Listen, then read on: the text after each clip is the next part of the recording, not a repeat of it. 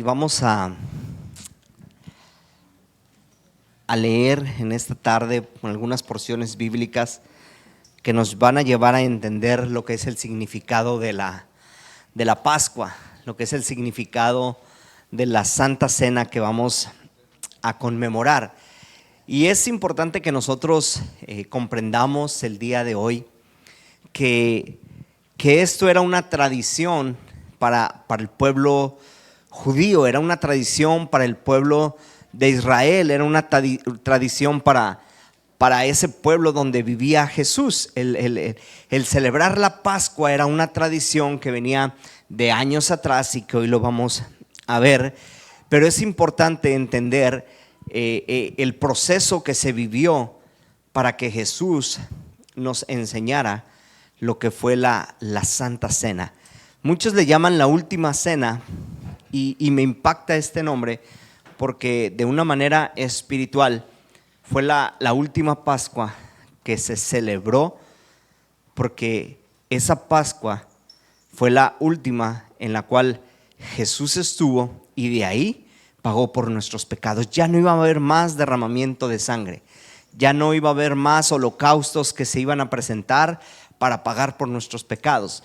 Mañana vamos a ver las 7 palabras, pero la última es consumado es, que quiere en el original es tetelestai, que es pagado en su totalidad. Ya no hay nada que pagar, ya no hay nada, pero no me quiero adelantar al día de mañana. Solamente quiero hacer envolver el total de esta enseñanza, y queremos que seamos nosotros los que nos sintamos como se sintieron esos discípulos al ser invitados a la mesa.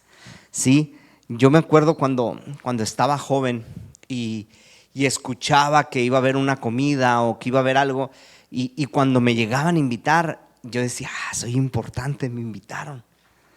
Cuando recién llegué a la iglesia, igual, había actividades de la iglesia, y cuando me decía el pastor, vamos, yo decía, soy invitado. Me sentía especial. Y sabes, cada uno de nosotros somos invitados en esta tarde a la mesa. Así es que siéntete especial. Y el día de hoy vamos a hablar de este tema, que dice hacer esto en memoria de mí. Y esto es lo que Jesús quiere que nosotros recordemos cada que nos sentamos a la mesa. Es hacerlo en memoria de Jesús. Hacerlo en memoria de aquel que entregó su cuerpo, aquel que derramó su sangre por cada uno de nosotros. Pero para entender un poquito lo que es la fiesta, la celebración de la Pascua, vamos a ir primeramente al libro de Éxodo, capítulo 12, versículo 3 al 20. Y vamos a ver cómo empezó todo esto de la Pascua, cómo se instituyó por primera vez, el por qué se celebró.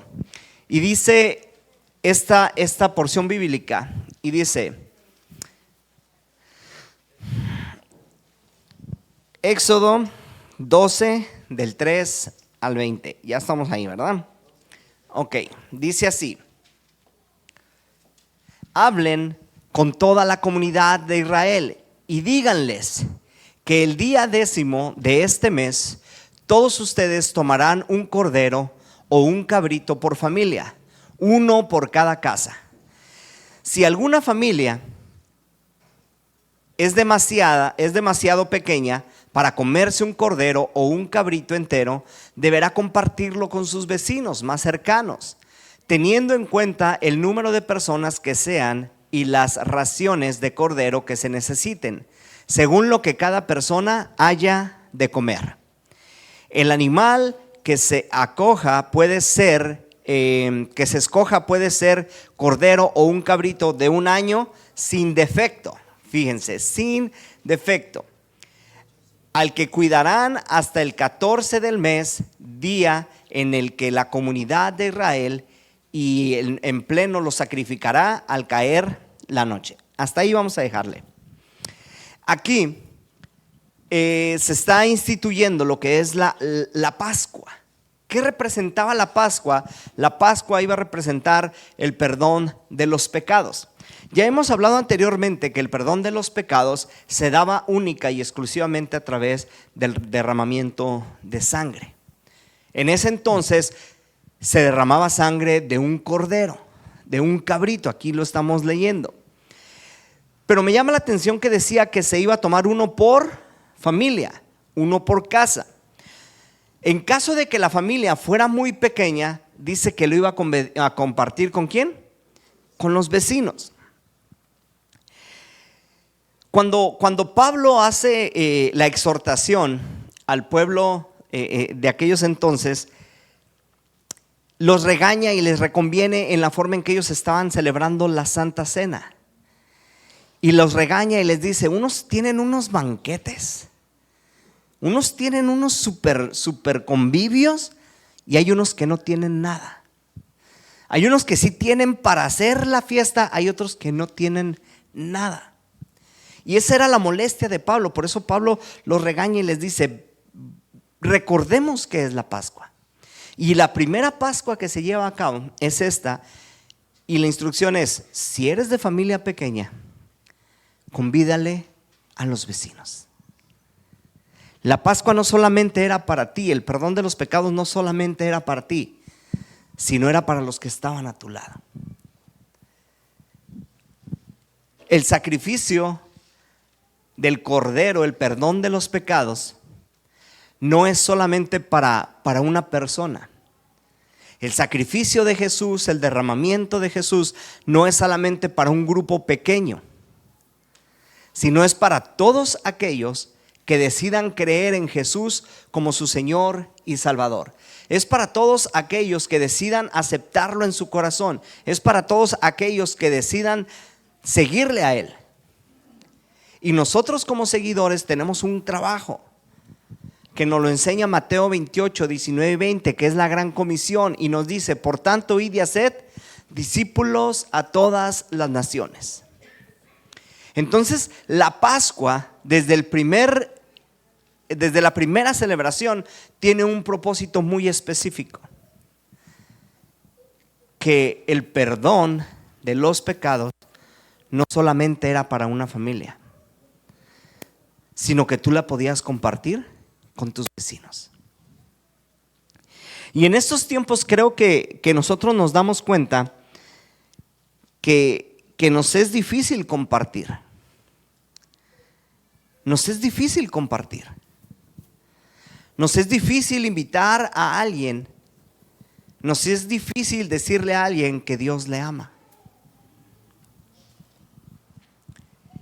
El perdón de los pecados desde la primera celebración de la Pascua era para una familia, pero si esa familia era pequeña, tenía que compartirlo con alguien más. Y lo interesante es que hablaba y decía, desde la primera Pascua decía que se iba a ofrecer un cabrito o un cordero sin mancha. Desde ahí ya estamos viendo lo que venía a ser el sacrificio de Jesús. El cordero que se sacrificaría tenía que ser sin mancha. Si nosotros ponemos atención a la Biblia, nos damos cuenta que el pecado representa manchas en nuestro cuerpo. Dice que si nosotros o nuestra maldad, nuestro pecado fuera rojo, en Jesús sería como blanca, ¿como qué? Como la nieve.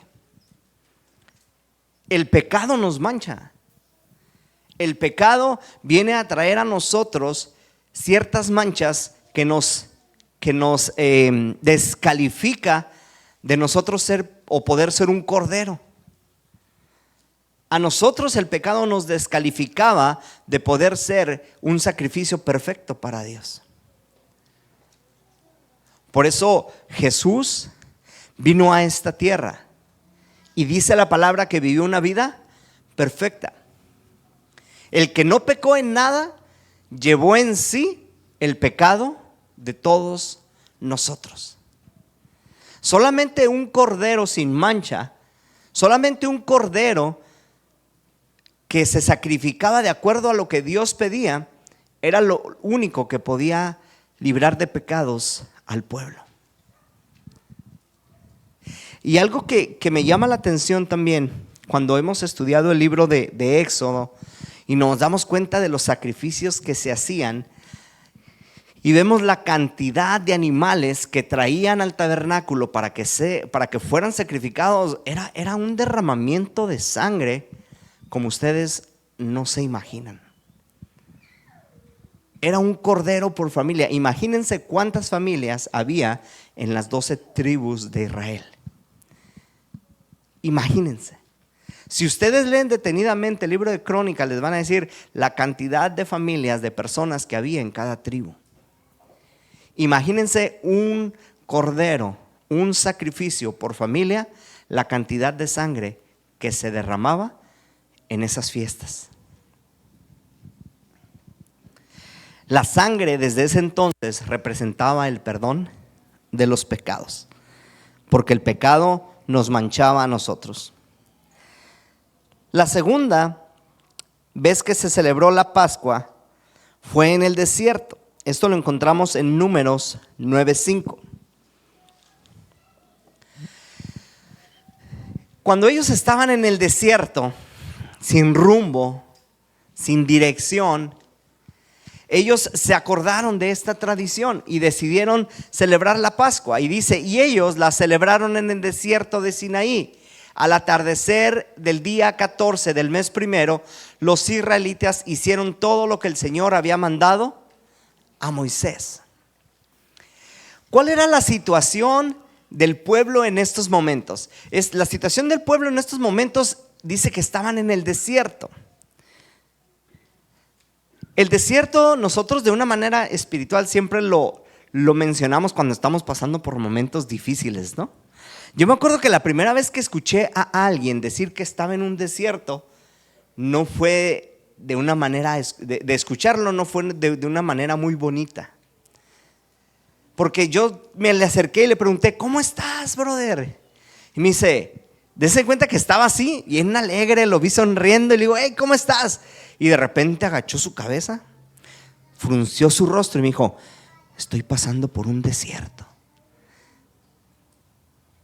Y yo no le entendí. Dije, un desierto.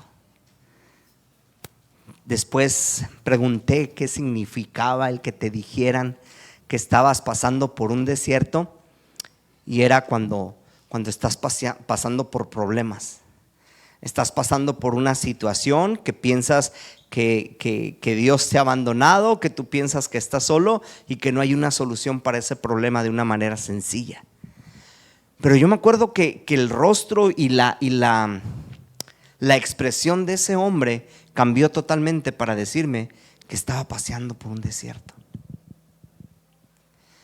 Porque el desierto representa una soledad. Este pueblo de Israel estaba en el desierto cuando se acordaron que hace tiempo sus antepasados habían celebrado la Pascua. ¿Y qué representaba la Pascua? Dijimos, el perdón de los pecados. El pueblo en el desierto no estaba muy contento con lo que estaban viviendo. El pueblo en el desierto se estaba quejando. El pueblo en el desierto siempre estaba renegando de lo que estaban haciendo, de la manera que estaban viviendo. Anhelaban estar nuevamente en Egipto. El pueblo en el desierto no estaba contento con la manera en que estaban viviendo ni lo que Dios estaba haciendo en sus vidas.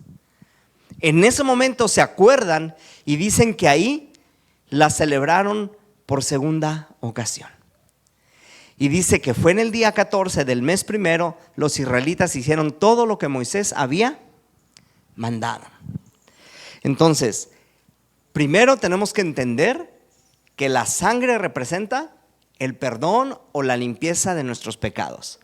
Tenemos que entender que la Pascua no es solamente para nosotros, sino es para los demás, es para todos. Pero también tenemos que entender que la Pascua a veces la vamos a celebrar, no a lo mejor en nuestros mejores días.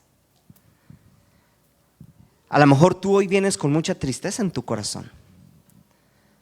Posiblemente hoy tú vengas con un problema que piensas que no tiene solución.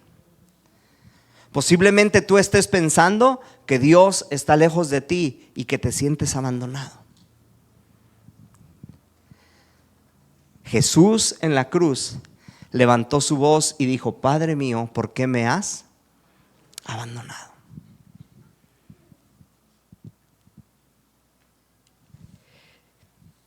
Vamos a leer la tercera parte, cuando se celebró por tercera vez. Y la tercera vez fue celebrada en Jericó. Josué 5:10 dice así: al caer la tarde, el día 14 del mes primero, mientras acampaban en la llanura de Jericó, los israelitas celebraron la Pascua. Al día siguiente, después de la Pascua, el pueblo empezó a alimentarse ¿de qué? De los productos de la tierra, de los panes sin levadura y del trigo tostado. Hasta ahí. Recordemos que en el desierto Dios proveía a su pueblo ¿con qué? ¿Con qué? Con maná. Era un alimento que caía del cielo. Pero aquí dice, desde el versículo 10, que cuando ellos estaban, si me lo puedo regresar un poquito, cuando ellos estaban y estaba por caer la tarde, dice que acamparon en la llanura de Jericó. ¿Estaban en dónde? En una llanura. Y dice que ahí ellos celebraron la Pascua. Ahora sí, dale al 11. Y al día siguiente, después de la Pascua, el pueblo empezó a alimentarse de los productos de la tierra, de los panes sin levadura y del trigo. ¿Alguien ha escuchado la frase que dice en la Biblia que poca levadura echa a perder toda la masa? Normalmente, ¿cuándo se usa este versículo? Alguien que me diga, ¿cuándo se usa este versículo? Poca levadura echa leuda toda la masa. La infla, pues. ¿Cuándo usamos eso? Cuando no importa cuán bueno haya sido, un solo pecado echa a perder todo lo bueno que tenías. Y aquí dice que ellos comieron los panes sin levadura. Trataban de entregarse, trataban de estar a Dios de la mejor manera. Cuando nosotros venimos a celebrar la Santa Cena, se nos pide que si tenemos alguna deuda, algún problema con el hermano, con alguna persona, pidamos perdón. Porque por una sola cosa echamos a perder todo lo demás. Yo recuerdo que cuando entré al instituto bíblico por primera vez, yo ya les he contado que no era el mejor estudiante. Les he contado que para mí un 8 era la supercalificación. No era un 10, para mí un 8 era como un 13, o sea, ya algo exagerado. Mis calificaciones eran de 6, 6.1. Entonces cuando me hago cristiano y escucho de un instituto, empiezo a estudiar el instituto y me determino y digo, me tengo que sacar puros 10. Tengo que sacar puro 10. Y empiezan a darme las clases, primer examen 10, segundo examen 10, tercer examen 10. Los que tomaron el instituto en la Congre no era un instituto de 5 meses, era un instituto de 3 años, 2 años y medio, ¿verdad? 3 años y medio, porque principios básicos y luego todo el instituto. Y era los miércoles de 6 a 9, eran 3 horas todos los miércoles. Entonces empiezo a esforzarme y ahí la llevaba. Y me acuerdo que en el último examen no me acordaba de un versículo. La verdad, ni por aquí me pasó ese versículo. Lucas 2:40, ya no se me olvida. Y no lo contesté.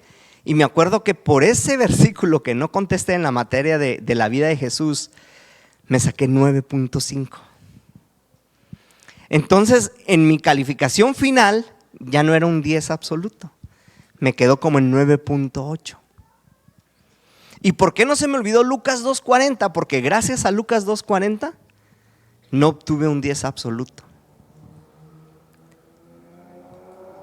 Poco que fallé echó a perder todo el esfuerzo que hice. No que no haya valido la pena, ¿ok? No, pero ya no era lo que yo quería.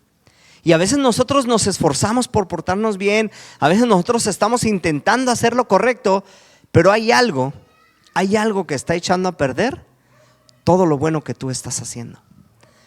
Por eso la institución de la Pascua se decía que tenía que ser con panes sin levadura. Porque poca levadura infla el pan. Tú haces un pan sin levadura y ¿cómo te queda? Te queda aplastado y te queda duro. Pero échale poquita levadura y se infla bien bonita la masa, ¿verdad? Y agarras el pan y comes puro migajón por dentro, ¿no? Pero el significado era este. Es el que nosotros nos sentemos a la mesa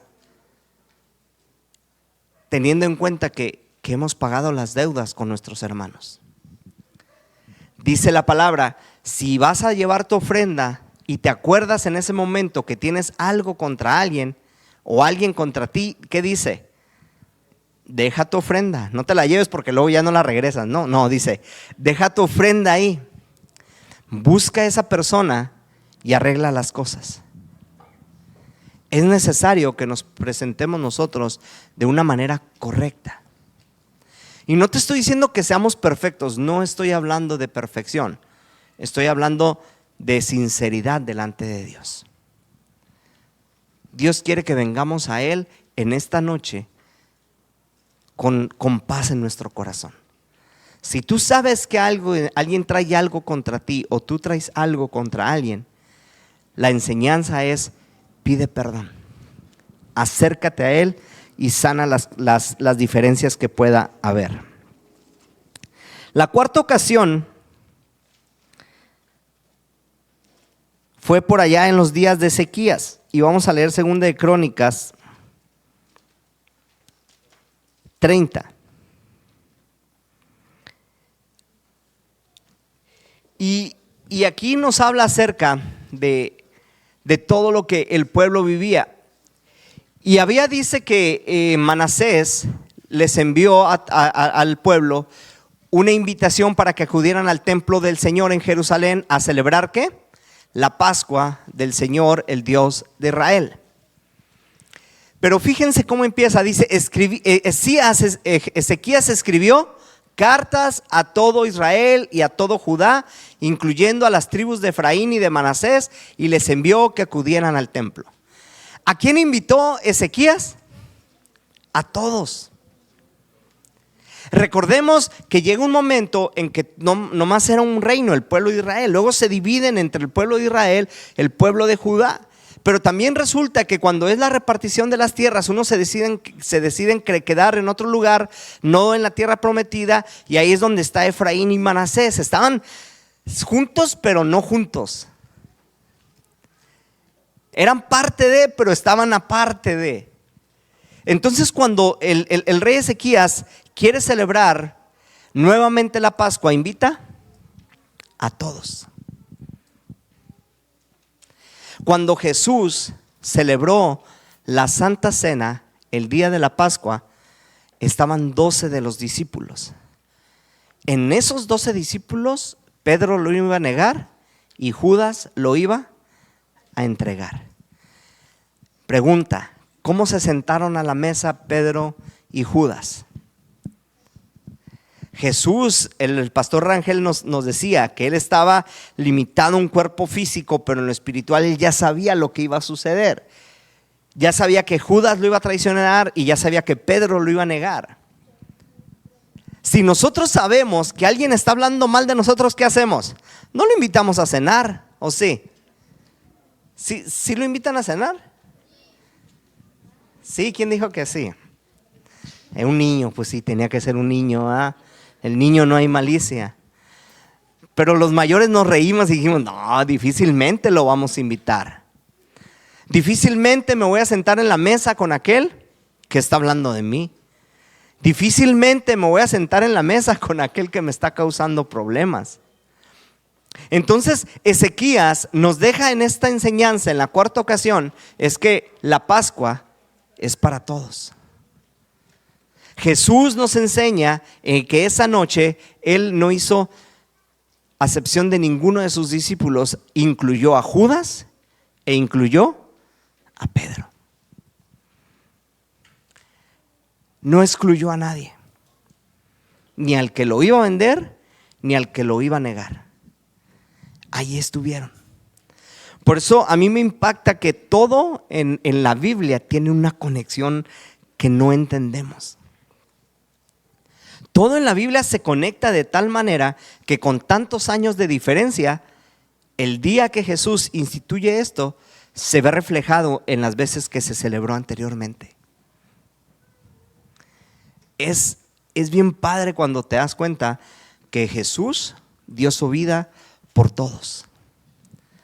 Dice Juan 3:16, porque de tal manera amó Dios al mundo. Y ahí es donde nos incluye, para que todo aquel que en Él crea no se pierda, sino que tenga vida eterna. Si tú en esta noche has decidido creer en Jesús en tu corazón y has decidido creer creer que es tu Señor y Salvador, eres invitado, eres convidado. Hay un canto de Fermín Cuarto que escuché hace muchos años en rap y dice una frase, dice: no importa lo que hayas hecho, yo aún tengo mis brazos abiertos. Dice: acércate pues, ya está todo hecho. Jesús no le importa lo que tú hiciste el día de hoy. A Jesús no le importa lo que tú has hecho el día de ayer. A Jesús no le importa, lo que Él quiere es que tú te acerques. Porque Él tiene sus brazos abiertos y dice: acércate pues, acércate confiadamente ante el Señor, que es tu Salvador y que es tu Señor. Acércate. 5, ya vamos a llegar al séptimo. La quinta fue en el gobierno del joven llamado rey Josías, segunda de Crónicas 35. Este rey, dice la palabra, que era un rey muy pequeño, muy niño, empezó a reinar a los 8 años, exactamente. A los 8 años empezó a reinar. Y dice la palabra que él fue descubriendo lo que estaba profetizado en él cuando él decidió limpiar las ruinas de lo que había en el templo. Él lo empezó a limpiar y se encontraron unos rollos, se los llevaron y en esos rollos venían profecías sobre él, de lo que tenía que hacer, ya siendo rey. Y es cuando empieza a cambiar tantas cosas que se hacían. Entonces, cuando él se da cuenta de esto, dice: Josías celebró la Pascua del Señor el día 14 del mes. Primero celebraron la Pascua, el que sigue. Josías asignó función a los sacerdotes y les animó a dedicarse al servicio del templo del Señor.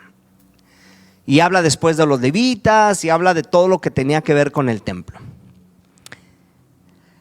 Vamos a regresarnos al pasado, al 2. Y miren lo que dice. Josías asignó ¿qué? Funciones a los sacerdotes y los animó a dedicarse al templo del Señor. El servicio al templo del Señor tiene que ver con todo lo que es Dios. Si tú llegas a la congre, te das cuenta que desde afuera ya hay alguien que está en el servicio del Señor cuidando carros. Te empiezas a acercar y te encuentras al edecán, está en el servicio del Señor. Y te acercas más acá y te das cuenta que está la alabanza, luego el predicador, luego están los muchachos de multimedia, el del sonido, los de las cámaras. Están en escuela dominical, están cunero. Te das cuenta que muchos han entendido lo que es el servicio en el templo del Señor. Jesús, el día de la cena, estaba aplicando este principio y estaba sirviendo a sus discípulos. ¿Quién fue el que partió el pan? Jesús. ¿Quién fue el que repartió el jugo de la vid? Jesús. El servicio al Señor también se ve representado en la Santa Cena. El servicio es bien importante. Y dice que le dijo a los sacerdotes, le dijo a los levitas, le dijo a los porteros, o sea, todos tenían que estar en un mismo sentir en el servicio el día de la Pascua. Nosotros ahorita vamos a ver cómo vamos a celebrar la Pascua y van a pasar unos servidores, los cuales te van a repartir la Santa Cena, los elementos de la Santa Cena. ¿Por qué? Porque en el día de la institución también hubo un servicio. Y aquí pudiera abundar, ¿no? ¿En qué estás sirviendo tú? ¿Qué manera estás sirviendo tú a la iglesia? ¿De qué manera estás sirviendo tú a las cosas del Señor? Y pudiéramos extendernos, pero no es el caso. Yo solamente quiero que tú te des cuenta que el servicio a Dios es importante. Es importante dentro de la iglesia. Sexto, cuando regresan de Babilonia, según Esdras 6, 19 y 20. Esdras 6, 19 y 20, cuando ellos regresan de Babilonia, y de aquí vamos a entrar ya al Nuevo Testamento. Y dice: los que regresaron del cautiverio celebraron la Pascua el día 14 del mes primero. Para ellos era importante que fuera el día 14 del mes primero. Déjale el pasado nada más. ¿De dónde regresaron este pueblo? Del cautiverio. Regresaron del cautiverio. Venían de tiempos difíciles. Venían de momentos en los cuales ellos estaban cautivos. Y muchos de nosotros hemos sido cautivos del pecado por mucho tiempo. Muchos de nosotros nos hemos alejado y hemos regresado a las cosas que vivíamos anteriormente y nos vuelven a ser cautivos. Si tú lees bien la palabra de Dios, te das cuenta que el pueblo de Israel cayó en cautiverio como 7 veces. Le llaman la apostasía, ¿no? 7 veces renegó de Dios y 7 veces cayó en esclavitud, 7 veces cayó en cautiverio. Esta es una de esas. Y de una manera nosotros también caemos en esa cautividad muchas veces. Pero regresamos y Dios nos vuelve a aceptar y nos vuelve a convidar de la Pascua. Nos vuelve a invitar a su mesa. Si tú regresas esta tarde o estás regresando esta tarde después de un tiempo, no te sientas excluido. Dios te vuelve a invitar. No importa que estés regresando del cautiverio, Dios te dice: ven, eres bienvenido. Vuelvo a decirlo, Jesús no excluyó a Judas y no excluyó a Pedro, sino lo sentó junto con ellos en la mesa. Y aquí es donde entramos por último, que es la séptima y última cena, cuando Jesús se presenta como el verdadero Cordero. Y le voy a pedir a los chicos, a los muchachos servidores, que pasen. Y ahorita ya no lo voy a leer todo porque ya lo leyó el pastor David. Y es importante que entendamos nosotros que la celebración de la Pascua se dio en el primer día del mes 14, en la fiesta de los panes sin levadura, y se llevó de una manera bien interesante. Dice que había una mesa en la cual estaba el pan y en la cual estaba el vino. Estaba Jesús y sus 12 discípulos sentados a su alrededor. Si le puedes subir un poquito más a la canción. Yo quiero que cierres un momento tus ojos. Quiero que cierres un momento tus ojos y así como estás sentado, imagines que delante de ti está esa mesa puesta para ti. que está Jesús en medio de ella y que tú estás a su lado. Yo no sé en qué lugar de la mesa tú te estés imaginando que estás. Si estás inmediatamente a un lado de Jesús o estás en los lugares de las orillas, pero estás a la mesa.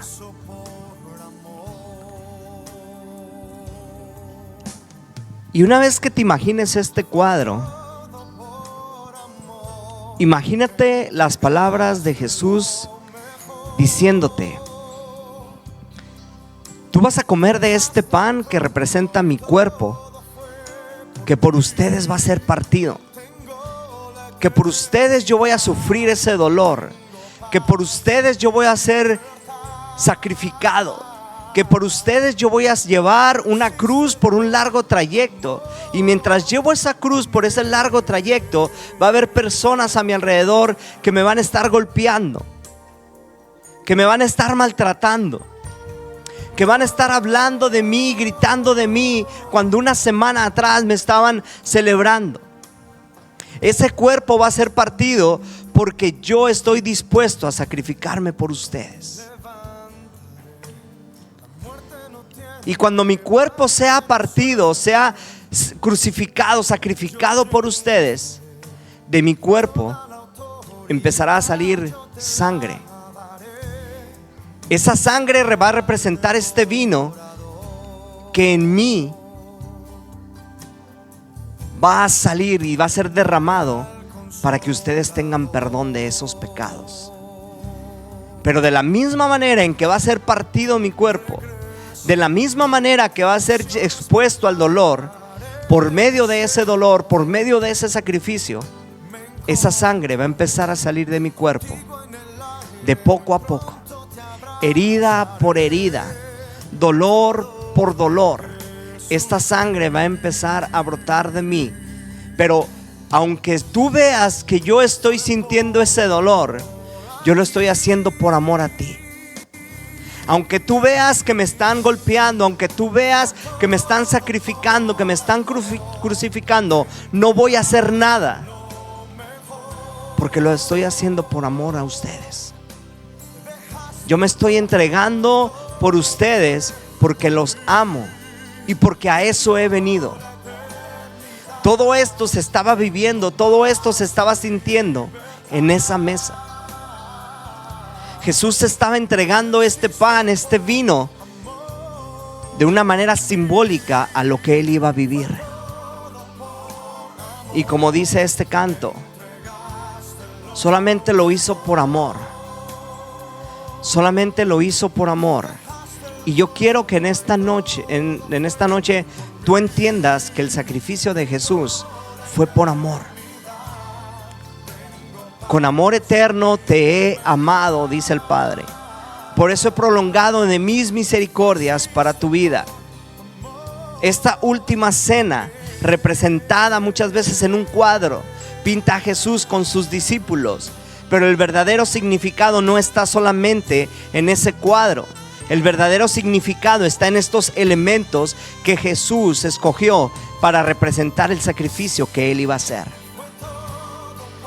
Por eso yo te quiero invitar en esta noche para que tú reflexiones y que cuando se te sea entregado ese pedazo de pan, para cuando te sea entregado ese pedazo de pan, recuerdes que es el cuerpo de Cristo que fue crucificado, sacrificado, molido. Y que cuando recibas también esa copa en tus manos, recuerdes que es la sangre de Jesús que fue derramada para perdón de tus pecados. Y de esta manera vamos a orar por ellos.